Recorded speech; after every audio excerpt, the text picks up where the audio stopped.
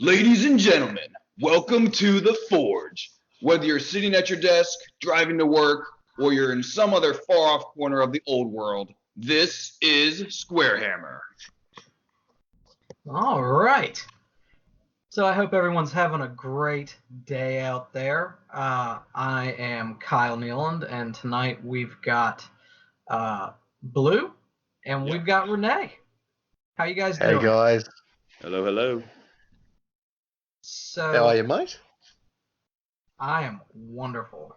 I am super caffeinated. We're recording this this podcast from two different time zones. I am sitting. And both of us are super caffeinated. Oh yeah, right. I'm sitting in Virginia. Blue's sitting in Virginia, and Renee is sitting out in Tasmania, Australia. And then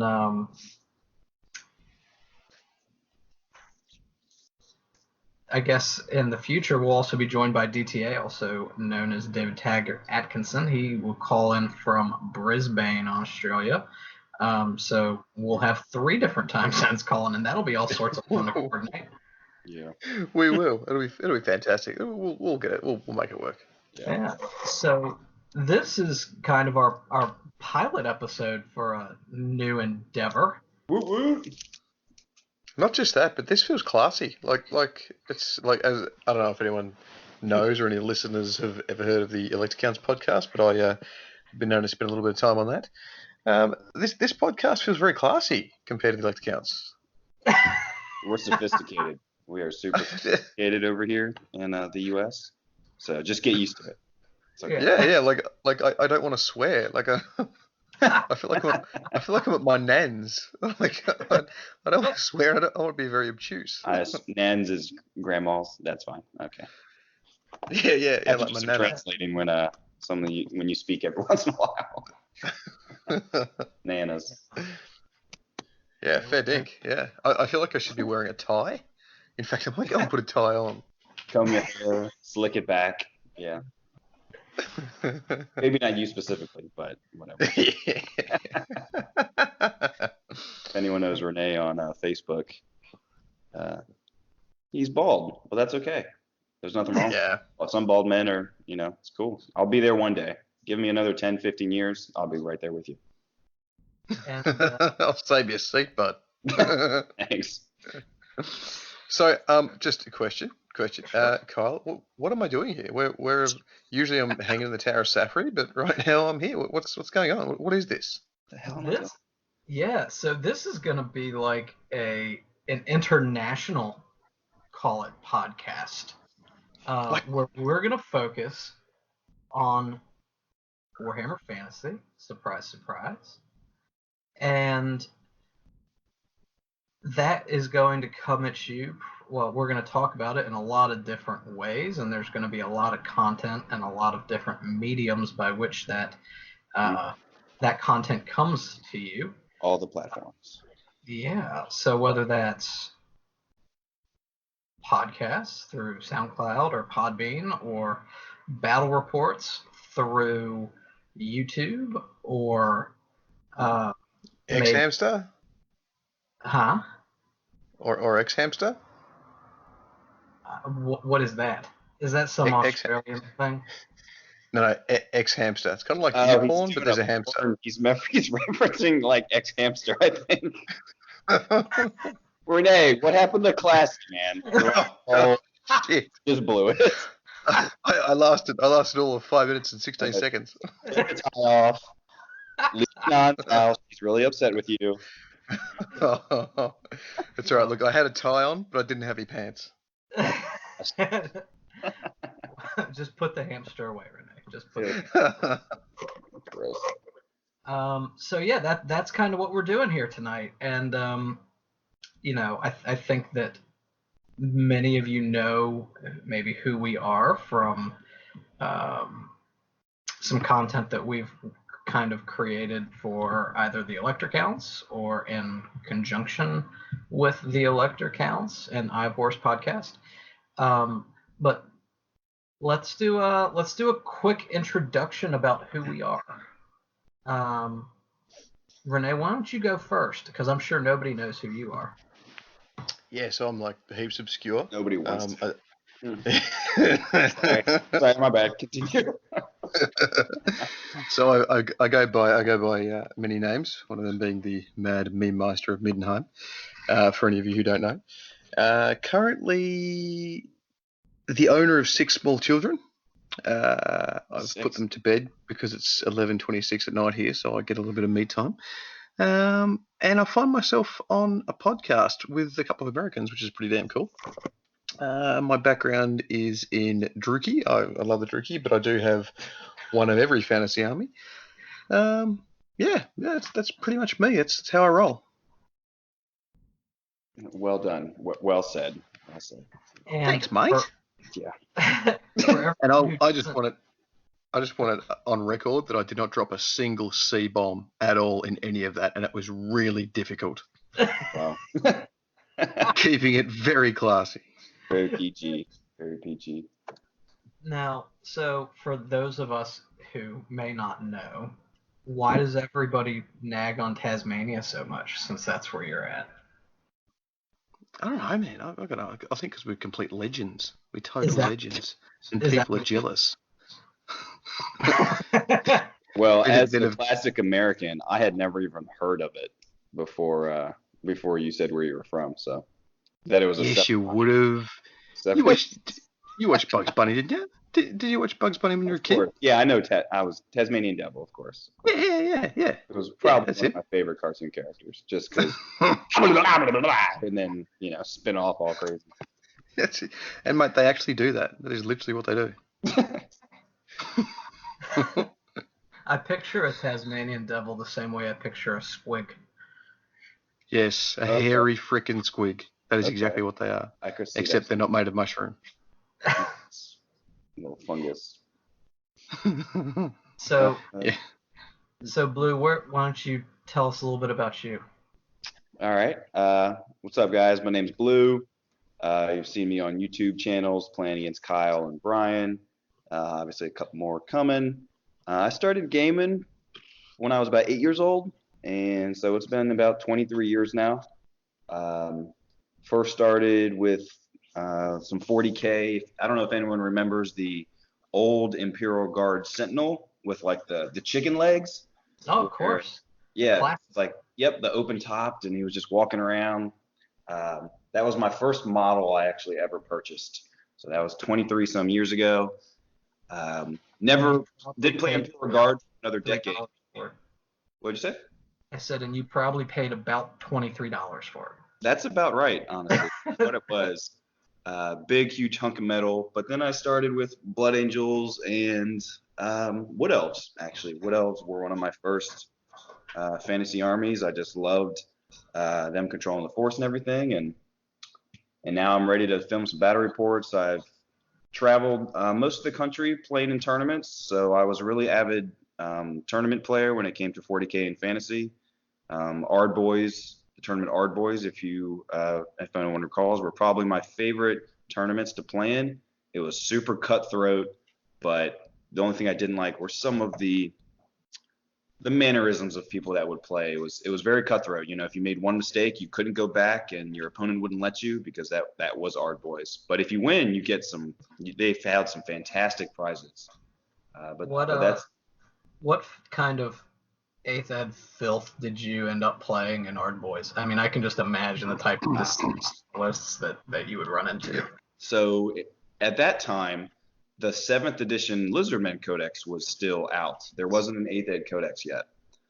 So I ran, it was 3,000 points for fantasy, and I ran 2 level 4 slans, one of life, one of shadow, and they were both lore master, and they both had that huge becalming cognition bubble, which was a 24-inch bubble off of each of them. And if any wizard was within that bubble and they rolled to cast a spell, any 6s are just picked up and ignored. So you pretty much shut down enemy wizards. It was brutal. And then I ran, I think it was 9 salamanders with 2 hordes of Saurus warriors. Yeah, that my 3,000 points. That sounds like absolute filth. Yeah, it was disgusting. Wow. That sounds awful. I would lower the toughness. So most armies at that point had bunkers, right? Or hordes at least with a couple characters in them. And I would just lower the toughness by D3, and then I would the strength by D3, and then I would dwellers below them. So pretty much 75% of your unit goes away, and if you have 3 characters in there, at least one died too. Oh, It was ouch. close. And I think I had the Cube of Darkness, if I remember that right. I don't even remember what it does now, but it was nasty. Isn't that another dispel scroll? And it's kind of like a silver mirror in some ways, isn't it? Yeah, effectively. But that was only my hardcore list. Guys, just so you know, I love to play fun, fluffy list too. It's just that was when I was focused on hardcore gaming, and I read every single codex multiple times and had all the FAQs, and I reread that.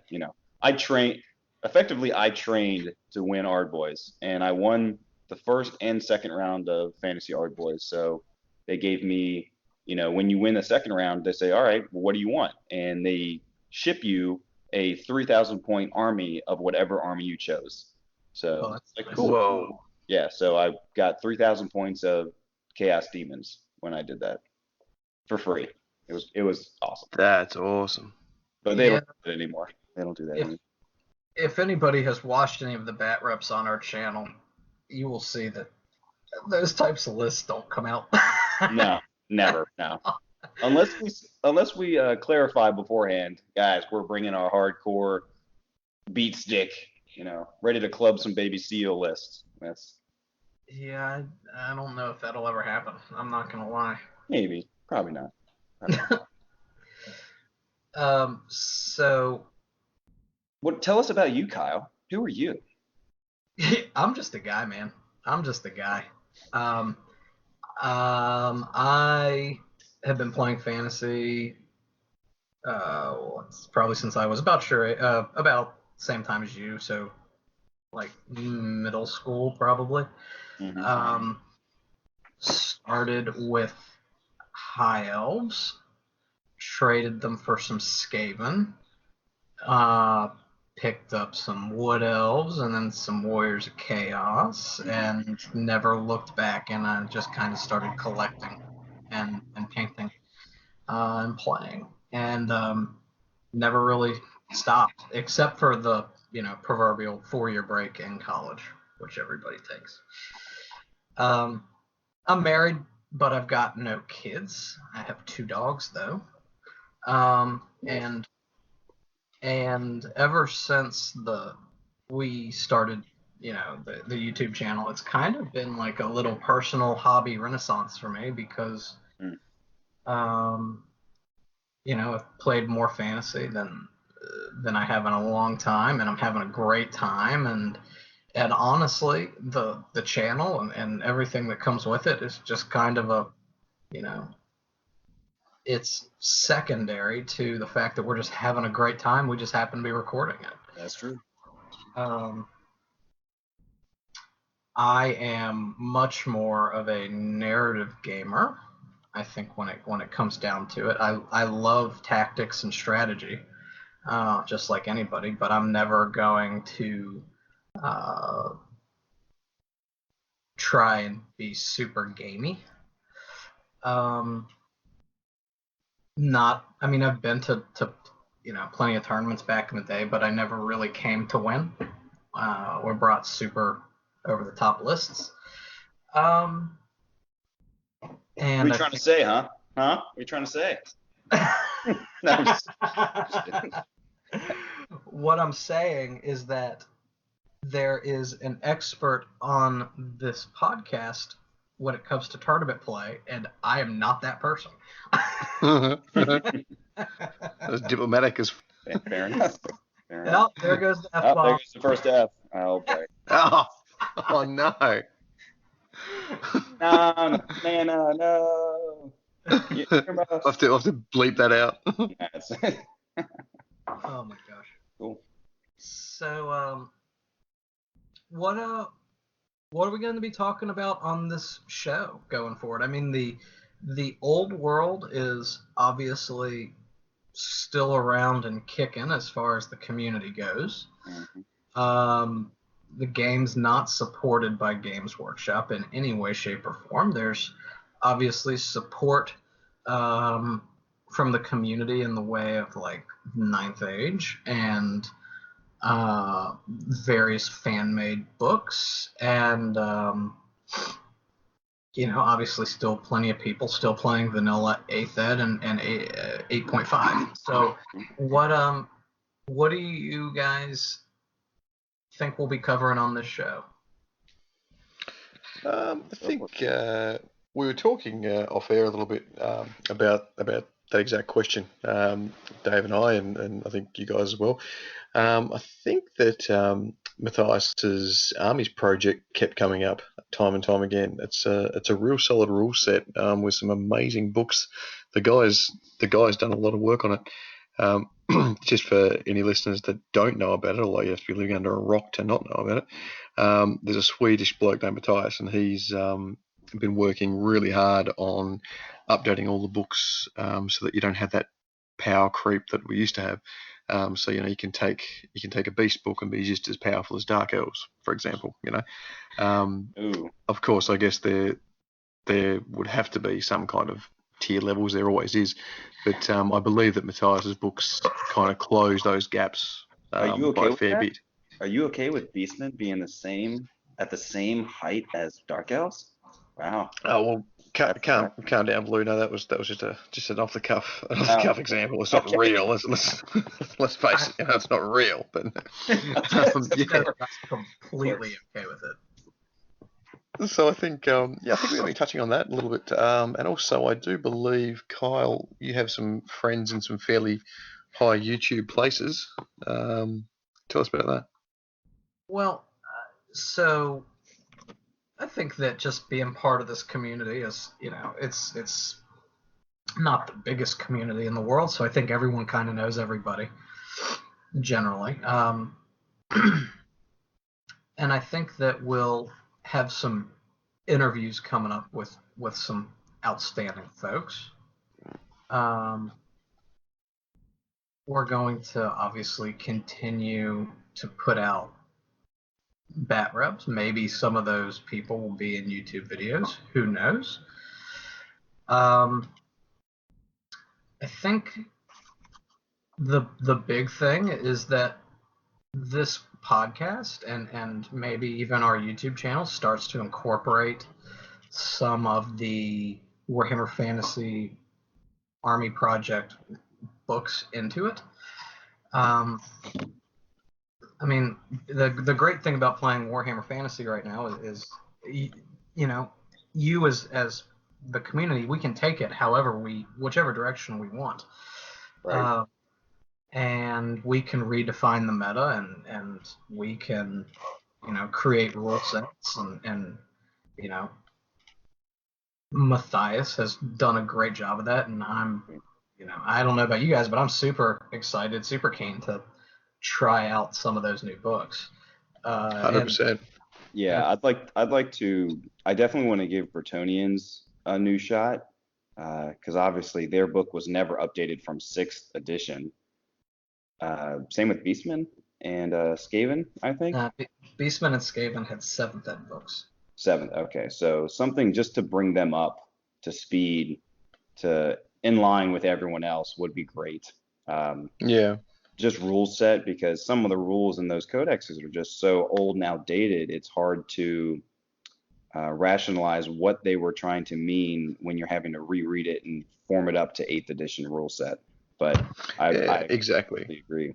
And on the EC podcast, Kyle was just on there, and we were talking about Beastmen. Mm-hmm. I think, Kyle, you and I come across a lot of magic items in that Beastmen rulebook that we could see a use for back in 6th when it was made, Yeah. but in modern times, they're just, you would never take them. They're just completely redundant and useless. Yep.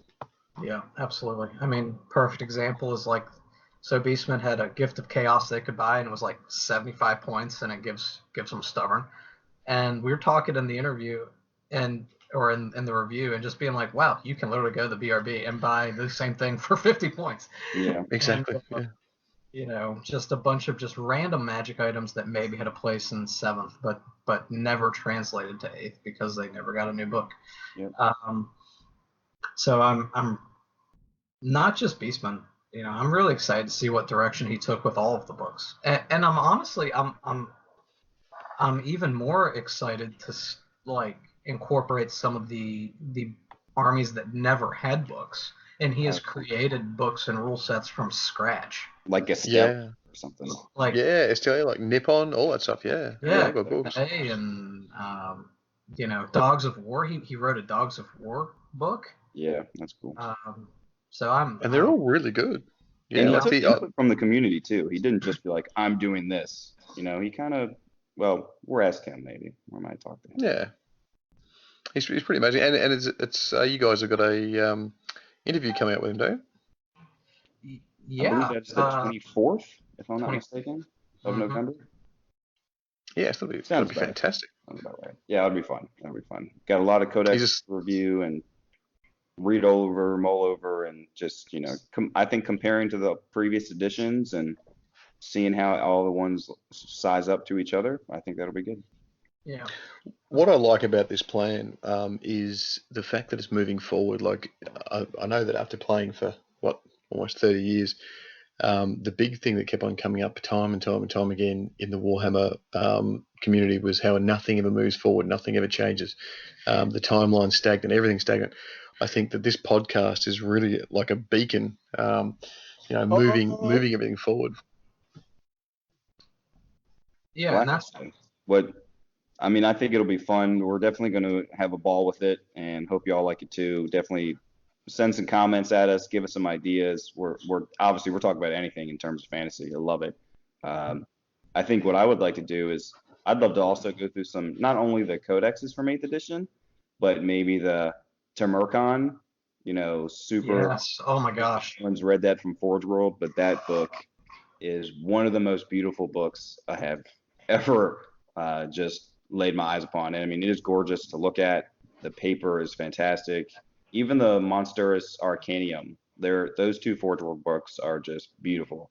And the fluff in the Tamarcon, I might be mispronouncing, but the fluff in there is amazing.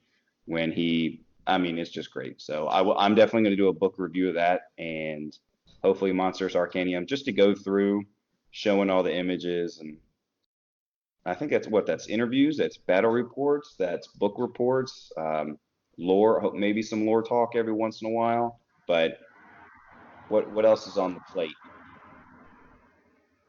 It's just juicy all around, isn't it? Really, it is just juicy. I think the takeaway, in a lot of ways, this is a Warhammer Fantasy podcast that's kind of by the people for the people, and we're gonna be reaching out for input because this podcast is for the benefit of the community. It's not tailored to anyone specifically, and we kind of want to know what direction you guys want us to take,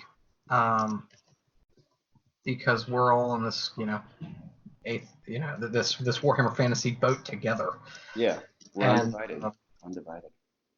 That's right. And you can't do it without your support and your comments. So yeah, so if there's a battle report y'all want us to do, send us a couple armies. Would you think it would be beneficial if we let them know what, maybe not in this one, but let them know what armies we have, so we can they can try and get some matchups? Shoot, if they even know of a scenario that they loved playing, we could even try that. Like, they could shoot a scenario and the armies, and we could even give that a try. If they created their own scenario or something, that'd be cool. We could play someone's custom scenario. I'd be fine with that. That sounds amazing. Yeah. I'll make up a custom scenario where you've got about 10,000. I'm not playing 10,000 points of Druki. Now, Blue, when you're saying that people can send us armies, you're talking about they can send us army lists? Yes. That's what you're, okay. Or even, if not even army lists, just like, hey, play Skaven versus Empire or whatever. They can at least let us know what armies to play. Or if I they just, want to make lists for us, I'm fine with that too. If we have the models and they can make the list, then cool. That'd be even I, cool. That'd be great. I just want to be very specific. That was not Blue asking people out there listening to send him armies. Yes, give us all your models. No, y'all keep your armies and play with them. Just give us an idea of which armies you want us to play. Yeah, Because I think between Blue and I, we have pretty much all of them, with maybe a few exceptions. yeah, I think minus a couple, but I think we have almost all of them. So Yeah. our bases are covered. Yeah. Now, Renee, you guys are going to be recording some larger scale games down in the slave colony, as I've heard folks call it, of Tasmania, right? Ouch. We certainly are. Our most of our games are played, I think, at about 4K standard. You know, it only goes up from there. Mm. So we want to get there and have a video of some nice big huge enormous games and start rocking those. I love larger games. Honestly, the man. larger the game, the better, because you can just bring out all your toys. You don't even have to break everything and make it all super janky, but you're able to just. I just love large games. Anything over 3,000 and up is just Absolutely. All Definitely the toys. makes for a beautiful game if it's all painted. Oh yeah, it's gorgeous. I'm definitely looking forward to doing a large siege game. I don't know when we're going to get that done, but I would love to play a huge siege game. Anything involves realism. I don't know if anyone on the listening that's played Warhammer Total War or Warhammer Total War 2, but just trying to mimic something like that. Oh yeah, all about it. I imagine we can handle that. Yes.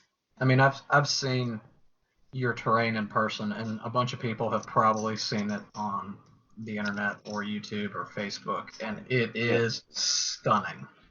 Oh, well, thank you. Could Where- I give a shout out? Maybe I could give a shout out. Oh my goodness! I don't know. Have to take a First vote. shout out. Renee, what do you think? Can Blue give a shout out? I think he can. I think, please, by all means, Blue. By all means, yes. Bluesif. Shout out. Yusuf. So my terrain was painted by a fellow in a business called Right War Game Terrain.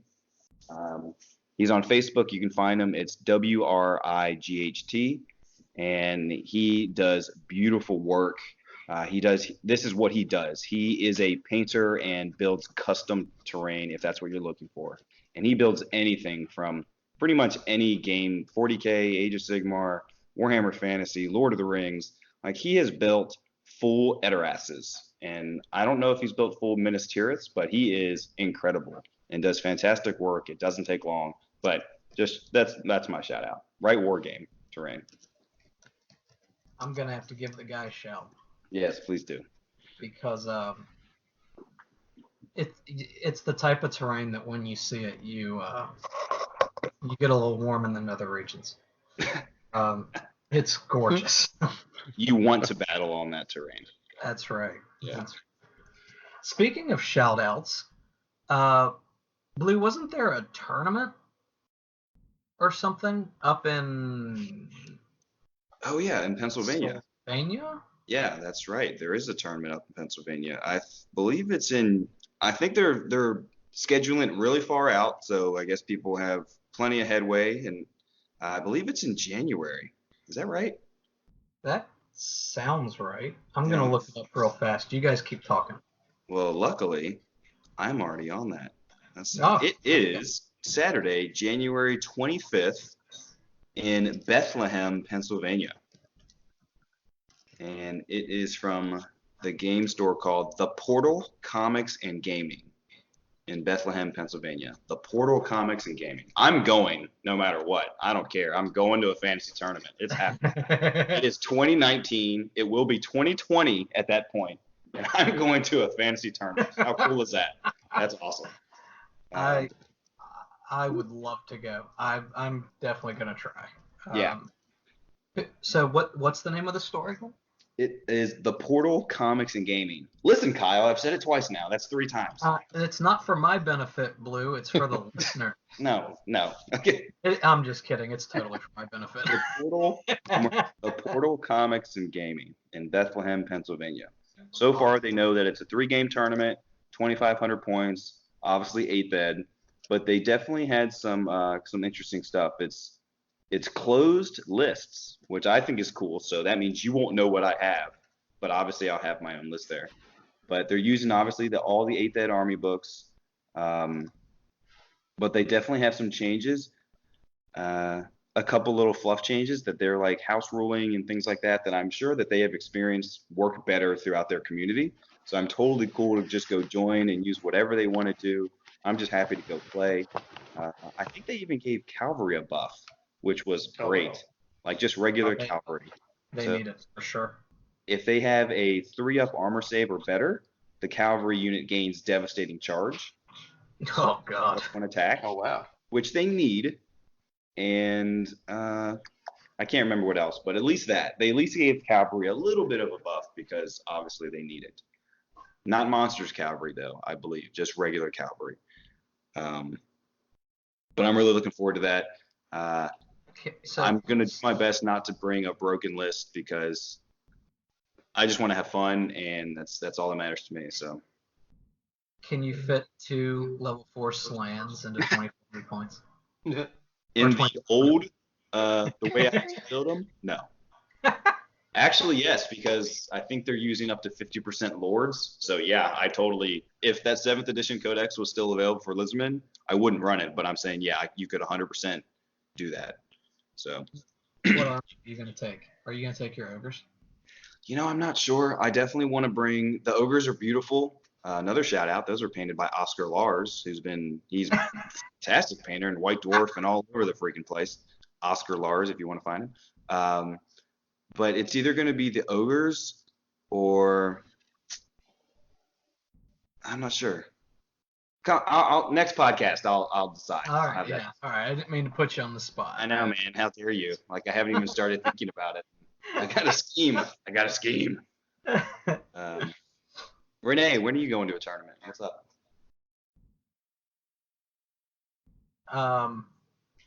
Renee just tournament. I don't think there's any tournaments being run down here. I might have to start one. Yes. I think I'll have to host one. There's a few 9th age ones. Nothing particularly for fantasy. Oh, okay. Is 9th age big down in Australia? Yeah, man. Yeah, there's a lot of 9th age going on, especially down here in Tassie. There's heaps. There's still a fair scene for fantasy, but the 9th age is really taken off down here. Yeah. So, Blue, I don't know about you. I haven't seen a whole lot of 9th age around us. I don't know if maybe they're just like hiding in the far strong corners of Virginia. Maybe. Do you think they're just playing at their own house? I have no idea. Yeah, me either. I haven't seen any events. I haven't seen any, posts from 9th age hobbyists in Virginia. Maybe I'm just missing them. I got no idea. I'm trying to think if Nova hosted any 9th age stuff. Obviously, they did Age of Sigmar. They might have hosted a 9th age tournament. That I don't recall. I'll have to look that up and confirm. But I think Nova might. But if they don't, then I mean, there's nothing stopping us from holding to try and host a tournament at Nova. But you actually have to have a lot of people, really wanting to play and come play that kind of tournament. But Nova is a nationwide tournament. I mean, they have thousands of players. Oh yeah. Just come across. It's one of the largest. I think it's the largest convention in America, or at least just on the East Coast. I know that Nova and Adepticon probably compete for the largest event each year, but I'm pretty sure it's consistently Nova. Probably so. But I'd love to have a fantasy or freaking even 9th age. Like I would just play just for rank and file. I love rank and file, so I would learn 9th age real quick and I would play it just to play it at a huge tournament like that. Yeah. Because you meet at tournaments, Yeah, you meet some people who are a little less than cordial, but overall, man, tournaments, you can meet some really cool people. You can see some beautiful armies, beautiful display bases. Um, Not only do the super tryhards, like what I used to be, I will exclaimer, but you also see some of the best hobbyists come out and show off their goods, and I just love looking at it, seeing the detail, the dioramas, um, just some of the masterclass painting. Really, I just love it. Just love it. Yeah. There's I don't think there's really a substitute for that kind of aspect of uh, going to a community event and seeing kind of the level of creativity that people have, the level of dedication that people have to the hobby. Um, and honestly, there's something to be said for sitting and having a few beers while you're talking to a bunch of your fellow Oh yeah. nerds, whatever hobby it is, whether it's Warhammer, Fantasy, 40K, Age of Sigmar, Bolt Action, War Machine, whatever. Once you get kind of critical mass of a bunch of nerds all in one place, it just kind of takes on a mentality of its own. It does. And a smell of its own too. Nice. Yeah, that being said, everybody, if you go to an event, personal hygiene, guys and girls. Yeah. I mean, goodness, it doesn't take long. No. Take a shower. But I will say, I know that if I'm in a tournament and I'm looking to win, man, I do start sweating. It's one of those things where I'm focused and I'm in there. It's just playing a super competitive game. If you're really competitive and you're looking to win, as long as you're not, a punk about it, but if you're just really trying your best, yeah, you can definitely have that adrenaline going and just, I don't know. Yeah, but you can sweat. You can sweat and you can be as competitive as you want. I'm just saying, wear deodorant. Yeah, of course. Yeah. No, just for you. Now, I hope we play next to each other, and I'm gonna just wear shirtless or sleeveless clothes, and I'm just gonna buddy give you some bear hugs. Ew. Oh gosh. So okay, so we have interviews, we have YouTube battle reports, some book reports, and this podcast. Yeah. Now, so the only other thing that I'll talk about with upcoming content. So we've got 2 bat reps that are about to be uploaded to YouTube. We have a Skaven versus Dwarf game, and we have a Beastman versus Skaven game. We recently just we recently just recorded another game a couple nights ago. Yep. That is Tomb Kings versus Bretonia! That's right. Blue, here's an opportunity. Why don't we All right. Why don't we link our new Instagram in the show notes? Okay. Works for me. Because as we kind of get this thing going, we're going to be uploading, pictures of stuff we've got going on. Yeah. And just so that everybody knows what's happening. So that bat rep will be uploaded in, I imagine, a couple of weeks, and we're gonna try and release at least one bat rep every month. I think that's totally doable. Hopefully more. Is there anything else you want to say about that? Well, if you're not, so if you're listening to this podcast and you're looking for more content other than just when we release this once every couple weeks, every month, whatever, however often we do release a podcast, definitely check out Facebook, search SquareHammer, and that'll come up. It's just a page, and blow it up, say whatever you want. You'll see Renee posts all sorts of memes to keep people occupied. He's great. He is one of the meme masters. You always have a couple friends on Facebook that all they do is share meme after meme after meme. It's good entertainment, right? So he posts those all over the chat, and it just shows like maybe even some posts about upcoming battle reports, etc. Or if you want to say, hey, we want to see this army versus this army, freaking film it, freaking play it, let's go, and we can get that done. Also, if you want to watch some YouTube battle reports, you go to YouTube, you search SquareHammer. Don't look at you can listen to the band. I haven't listened to any of the music, but there is a SquareHammer YouTube channel, and that's for our battle reports, and we can share that in this podcast link too.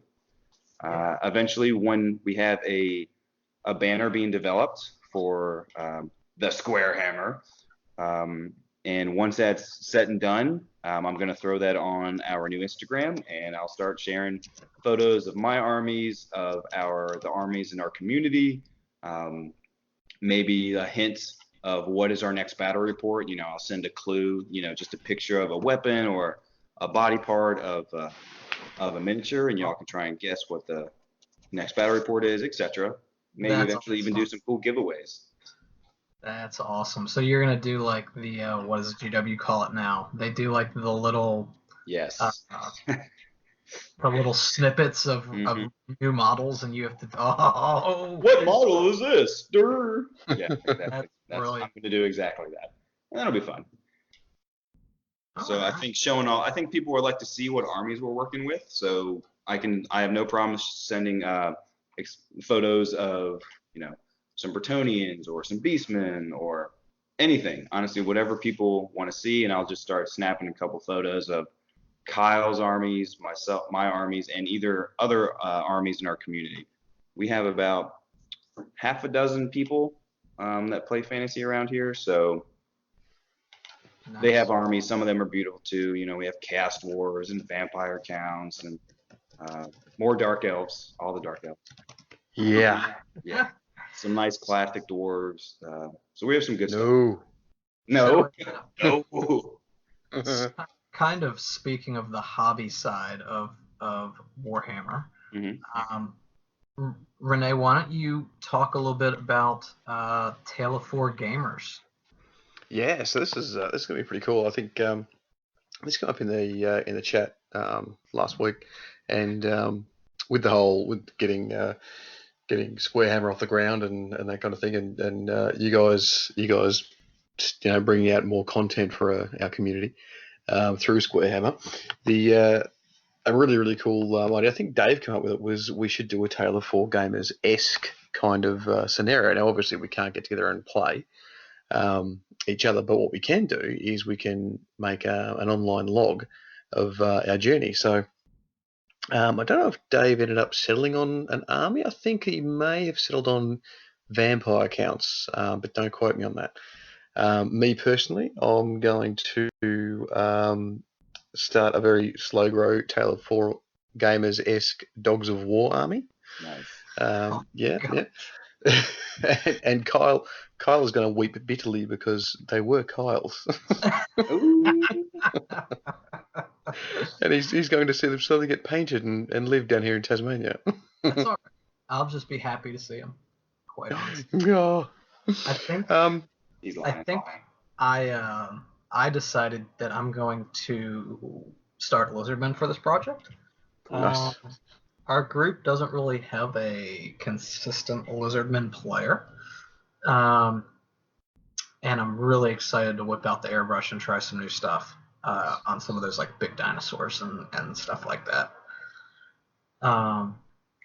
And Blue, you're not really a hobbyist so much as a collector. Yes, that's about right.